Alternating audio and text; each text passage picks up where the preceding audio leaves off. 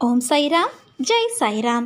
என் அன்பின் சாய் குடும்ப உறவுகளே, உன்னுடைய துன்பங்களுக்கு எல்லாம் ஒரு முடிவு ஏற்பட்டுவிட்டது. சீக்கிரமே உனக்கு நல்ல வழி பிறக்கும். என்னையே முழுவதுமாக நம்பு. அப்போது நான் உனக்கு இளைப்பாறுதல் செய்வேன். என்னிடம் முழு மனதோடு கேள். என்னிடம் உள்ள அனைத்தையும் நான் உனக்கு தருவேன். சோதனையும் வேதனையும் உன்னை சோர்ந்து போக செய்வதற்கு வருவதல்ல, போதனை செய்வதற்காகவே வருகின்றன.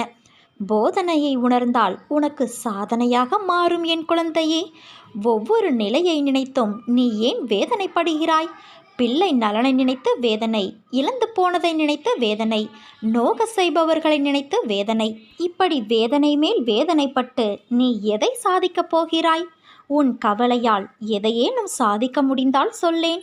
கவலை என்பது உன் மனதை என்பால் திரும்பாமல் கட்டி வைக்கின்ற வலை. முதலில் இந்த வலைக்குள்ளிருந்து நீ வெளியே வா. அப்போது என் அனுக்கிரகம் உனக்கு கிடைக்கும். என் அனுக்கிரகத்தாலேயே உனது கிரகம் சரியாகும். எப்படி சரியாகப் போகிறது என்று நீ மலைக்கும் விஷயங்கள் எல்லாம் ஒன்றும் இல்லை என்னும் அளவிற்கு மாயமாக மறைந்து போகும். கவலை கொள்ளாதே. இந்நிலை கூடிய விரைவில் மாறும். எப்படி வேண்டுமானாலும் வாழலாம் என்பது வாழ்க்கையல்ல. இப்படித்தான் வாழ வேண்டும் என்று வாழ்வதற்கு பெயர்தான் வாழ்க்கை.